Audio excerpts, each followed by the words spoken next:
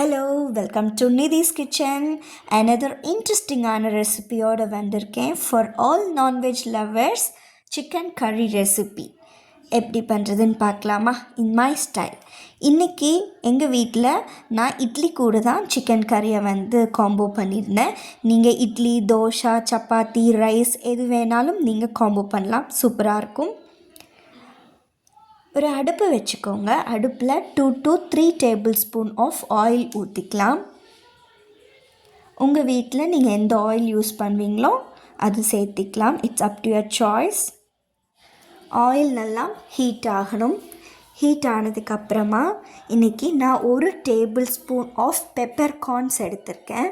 குருமிளகு. இது கொஞ்சம் பொரிச்சு வரும்போது ஒரு டேபிள் ஸ்பூன் ஆஃப் ஜீரகம், கொஞ்சமாக ஒரு 1/4 டேபிள் ஸ்பூன் ஆஃப் சோம்பு. இது இப்படி பொரிஞ்சு வரும் பார்த்தீங்களா?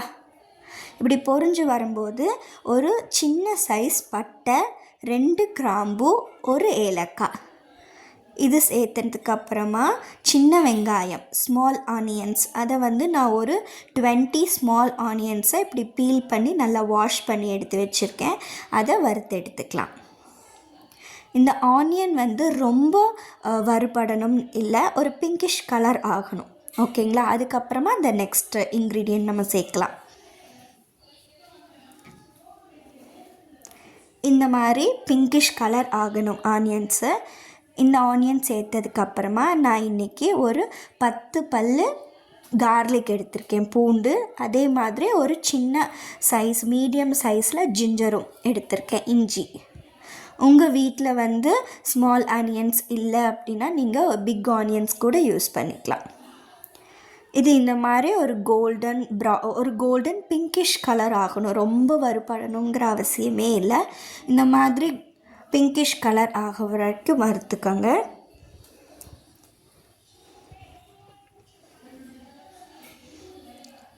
ஸ்டவ் சிம்மில் வச்சு பண்ணலாம். இதுக்கு தேவையானது turmeric powder, 1/4 teaspoon turmeric powder. அப்புறம் நம்ம 4 tablespoon of coriander powder use பண்ணுறோம். Coriander powder 4 tablespoon. அதுக்கப்புறமா chilli powder 1 tablespoon of Kashmiri chilli powder. அதுக்கப்புறமா 1/2 டேபிள் ஸ்பூன் ஆஃப் நல்ல மிளகு பொடி. ஸ்பைஸாக இருக்க ரெட் சில்லி பவுடரும் நீங்கள் ஆட் பண்ணிக்கோங்க. இல்லை காஷ்மீரி ஆட் பண்ணலை அப்படின்னா நீங்கள் 1.5 டேபிள் ஸ்பூன் ஆஃப் சில்லி பவுடரே யூஸ் பண்ணால் போதும். இதை நம்ம ரோஸ்ட் பண்ணிக்கலாம். சிம்மில் வச்சே ரோஸ்ட் பண்ணால் போதும், ரொம்ப ரோஸ்ட் பண்ண வேண்டாம். இதோட ரா ஸ்மெல் போகணும். நான் எப்பவும் சொல்கிற மாதிரி காஷ்மீரி சில்லி பவுடருக்கு ரா ஸ்மெல் போகிறதுக்கு கொஞ்சம் சமயம் எடுக்கும். ஒரு ஃபேண்டாஸ்டிக்கான ஒரு கலர் கிடைக்கும் காஷ்மீரி சில்லி பவுடர் யூஸ் பண்ணும்போது. அதனால தான் யூஸ் பண்ணுறேன். நான் கலர்ஸ்க்கு கொஞ்சம் அடிக்ட்டு. அதனால காஷ்மீரி சில்லி பவுடர் நான் எல்லா டிஷ்ஷஸ்க்குமே யூஸ் பண்ணுவேன். உங்களுக்கு பிடிச்சா யூஸ் பண்ணுங்கள். அதுக்கப்புறமா ஒரு 3.5 டேபிள் ஸ்பூன் ஆஃப் தேங்காய் பூ நம்ம துருவி எடுத்துருப்போம் இல்லைங்களா, அதை ஆட் பண்ணிக்கலாம். தேங்காய் ரொம்ப வறுபடணும்னு இல்லை, நம்ம ஜஸ்ட் அந்த மிக்ஸ்சர் கூட ஆட் பண்ணி பைண்ட் பண்ணி எடுத்து வச்சுக்கலாம். இவ்வளோதாங்க இதோட மிக்ஸ்சரே. நம்ம சிக்கன் கறியோட மிக்ஸ்சரே இவ்வளோ தான். இதை நம்ம ஆற விட்டு அரைச்சி எடுத்துக்கலாம். நம்ம அந்த மிக்ஸ்சர் நல்லா ஆறுனதுக்கப்புறமா மிக்சியில் போட்டு நல்லா பேஸ்ட் மாதிரி எடுக்கணும். உங்களுக்கு தேவையான தண்ணி ஊற்றி அந்த பேஸ்ட் கன்சிஸ்டன்சியில் வரக்காக நீங்கள் பேஸ்ட் மாதிரி எடுத்துக்கணும். ஓகேங்களா? பாருங்கள், நல்லா பேஸ்ட் மாதிரி இருக்குது. தறி தறியாக இருக்கக்கூடாது. நல்லா தண்ணி தாராளமாக ஊற்றி நீங்கள் பேஸ்ட் மாதிரி எடுத்துக்கோங்க. அப்புறமா குக்கர் வச்சுக்கோங்க. இன்றைக்கி நம்ம ப்ரெஷர் குக்கரில் தான் சிக்கன் கறி செய்ய போகிறோம். ஒரு 3-4 டேபிள் ஸ்பூன் ஆஃப் ஆயில் ஊற்றிக்கலாம். 2 பெரிய சைஸ் வெங்காயத்தை ஸ்லைஸ் பண்ணி எடுத்து வச்சுருக்கேன். அதை ஆட் பண்ணிக்கலாம். அதுக்கப்புறமா கருவேப்பிலை, கறி லீவ்ஸ் நிறையா போடுறவங்களும் விருப்பப்படுறவங்க நிறையா போட்டுக்கலாம். இது ஜஸ்ட் ஒன்று சாட் ஆனால் போதும். இது நல்லா வதக்கி எடுத்துக்கலாமா. நெக்ஸ்ட் இதுக்கு தேவையானது ஒரு சின்ன சைஸ் தக்காளி, ரொம்ப பெரிய சைஸ் தக்காளி, புளி உள்ள தக்காளியெல்லாம் வேண்டாம். சின்ன சைஸ் தக்காளி ஆட் பண்ணால் போதும். இந்த மாதிரி ஸ்லைஸ் பண்ணி ஆட் பண்ணிக்கோங்க. தக்காளியுமே நல்லா சாட் பண்ணி எடுத்துக்கலாம்.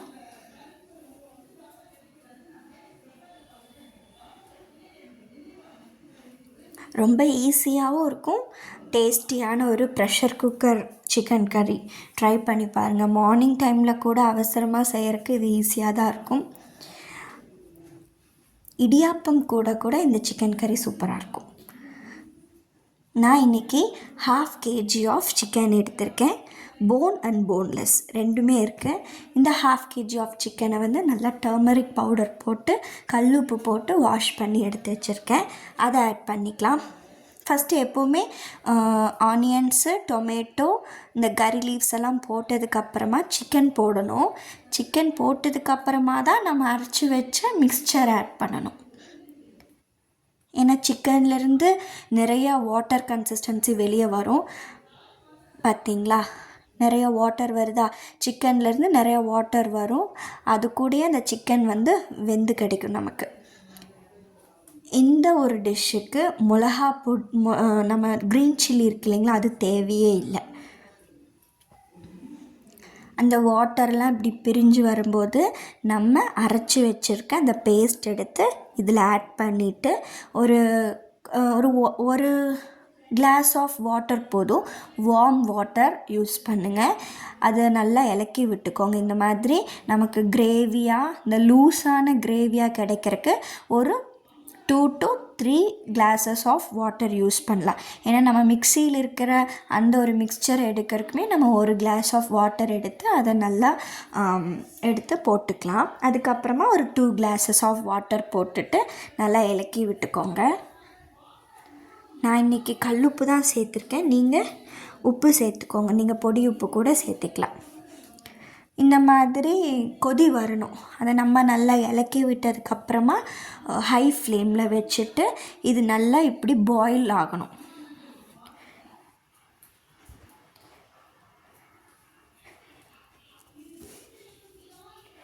கிரேவி நல்லா பாயில் ஆனதுக்கப்புறமா தான் நம்ம விசில் விட போகிறோம். ஓகேங்களா, இந்த மாதிரி பபிள்ஸோடு பாயில் ஆகணும். அந்த பாயில் ஆகும்போதே அந்த ரா ஸ்மெல் எல்லாமே நமக்கு போயிடும்.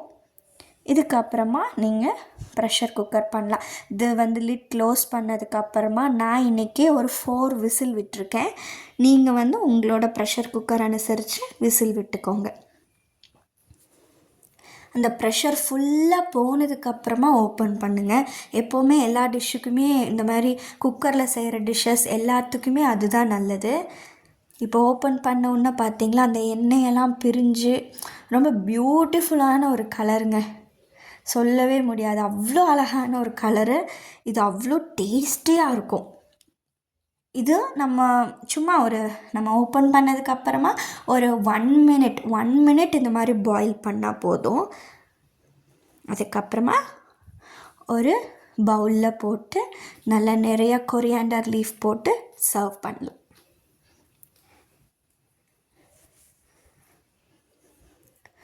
பார்த்திங்களா, சூப்பர் டேஸ்டியான ஒரு சிக்கன் கறி. இந்த மாதிரி நிறைய இன்ட்ரெஸ்டிங்கான யம்மியான வீடியோஸ் நான் அப்லோட் பண்ணுறேன். என்னோடய பேஜை சப்ஸ்கிரைப் பண்ணுங்கள், ஃபாலோ பண்ணுங்கள், கமெண்ட் பண்ணுங்கள், லைக் பண்ணுங்கள்.